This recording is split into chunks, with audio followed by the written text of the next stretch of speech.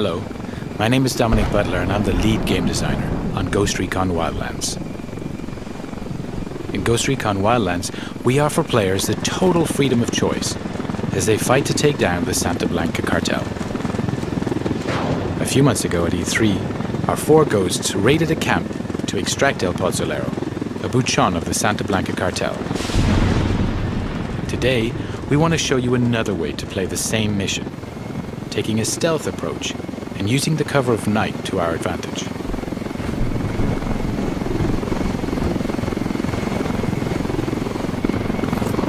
Weaver, Nomad and Holt are base jumping from the helicopter. This is one of the 60+ vehicles available in the game for you to use as you explore the world. Today, 4 devs are playing the demo in co-op. But Ghost Recon Wildlands is entirely playable from beginning to end, in solo where you're supported by your AI teammates. Weaver has landed on a cliff nearby to gain a vantage point and provide cover for Nomad and Holt, who are now landing and moving towards a cartel checkpoint.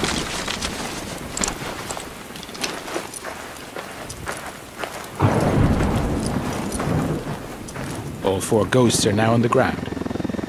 Midas will regroup with the others in the camp. Ghost Recon Wildlands features a complete day and night cycle, as well as a realistic weather system which both have an influence on gameplay. Here, for example, nighttime with rainy weather is a perfect combination for a stealthier approach. Ideally, we want to gain access without alerting the cartel, so it's time to be creative. The ghosts know that this truck is being used for local deliveries. If they can take it, they can use it to get into the camp without raising suspicion. Our ghosts are getting into position, now tagging their enemies and identifying their targets.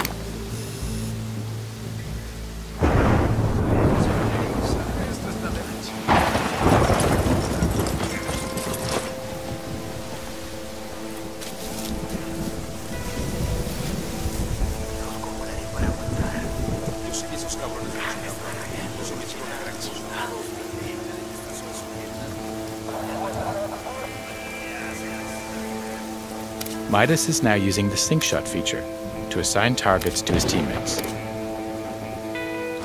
The sync shot makes its comeback in Wildlands and is the perfect feature to coordinate your action with your team. Here we go. And that's a perfect execution. Playing solo, you'll be able to issue simple orders to your AI teammates to achieve the same deadly result. Now Nomad and Holt are going to use the truck to get into the camp without being detected.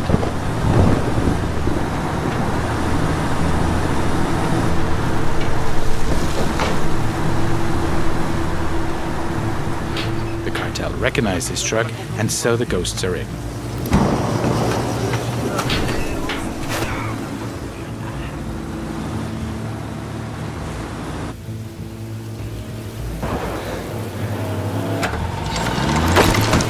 Holt has jumped out of the truck and is preparing a possible exit strategy by placing some C4. Landmines, frag, flash and diversion grenades will also give you the explosive edge and help create diversions. With more than 50 weapons available in the game that you're able to use and customize with hundreds of different attachments, it's up to you to choose the right weapon for the job. Each of them has its own ballistics model with piercing, dispersion, and bullet drop.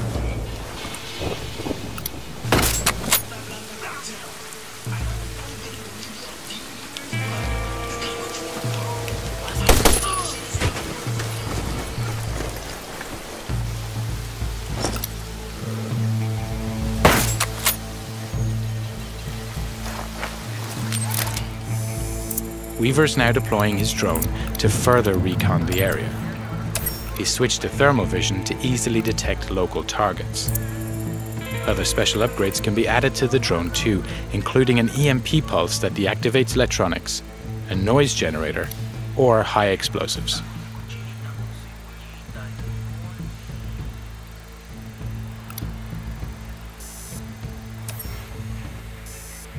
Okay, that's our guy.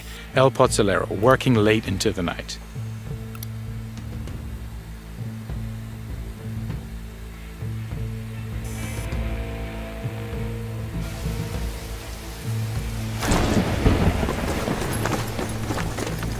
Now that we have his exact location, Nomad is going to park the truck near to the target. In order to complete your mission, coordination and communication are key.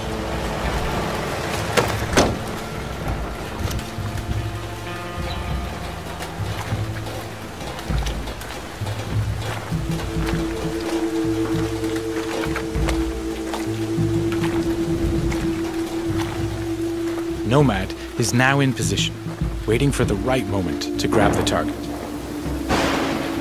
Midas is heading towards the camp to rejoin Holt and Nomad.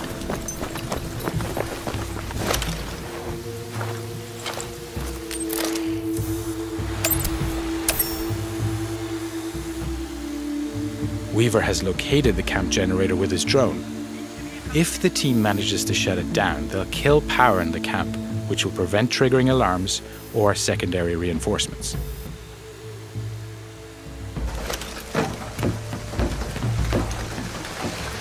Midas is now making his way into the camp, avoiding the patrols en route to the generator.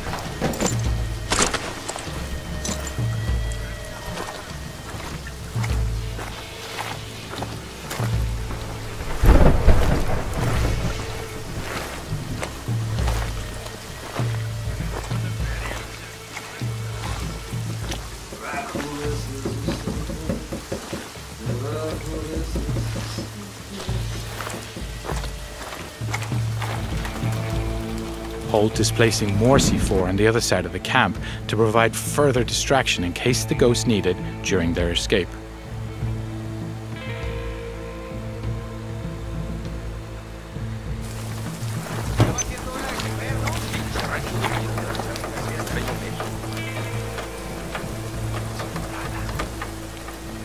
The diversion grenade is another great tool that can be used to distract enemies.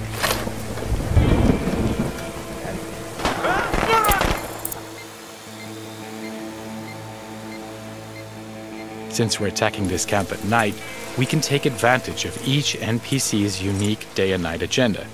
For example, this soldier here is taking a rest.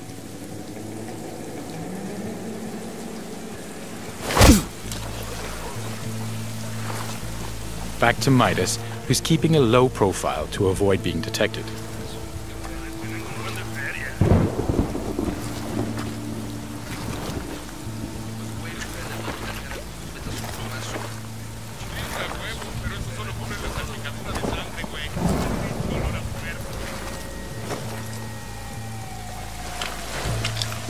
Holt is making his way towards Nomad and El Pozzolero's location.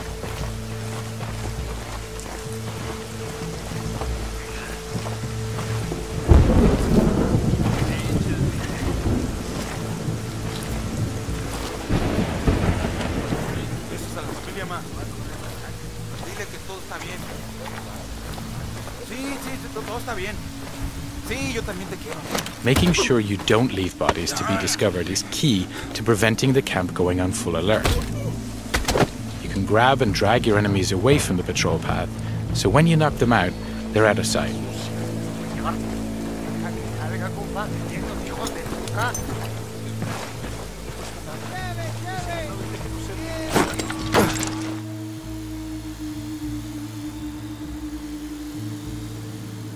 Midas is climbing between the camp buildings to reach a better position.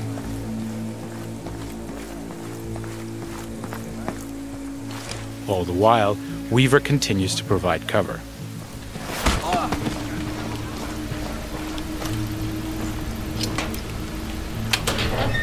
Having reached the generator, Midas can disable it to kill the lights throughout the camp.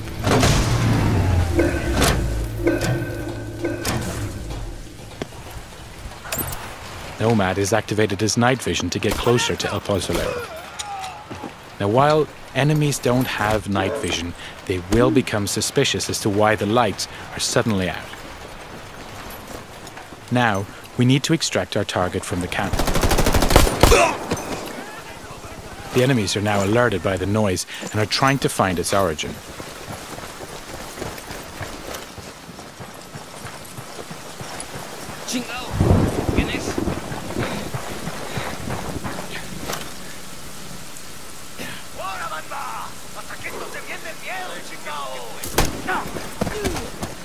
Holt is passing a rebel prison cage. The rebels are another faction in the game.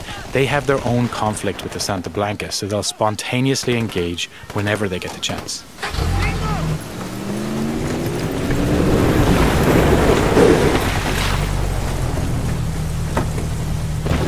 Nomad has just put our target into the truck and is moving towards the exit.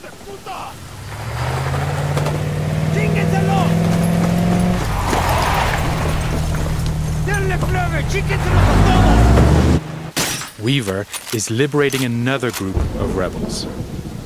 This camp is now erupting into a full gunfight between the rebels and the Santa Blanca. And to provide further disruption, we blow that C4 we placed earlier.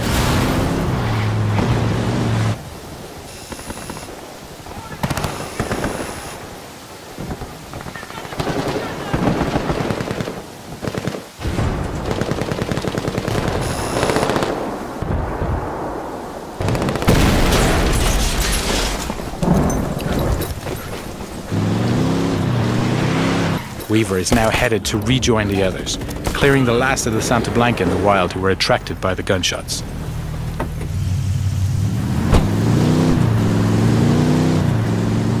So now with El Pozolero in our custody, we're going to deliver him to our rally point and learn key information about the cartel and his bosses.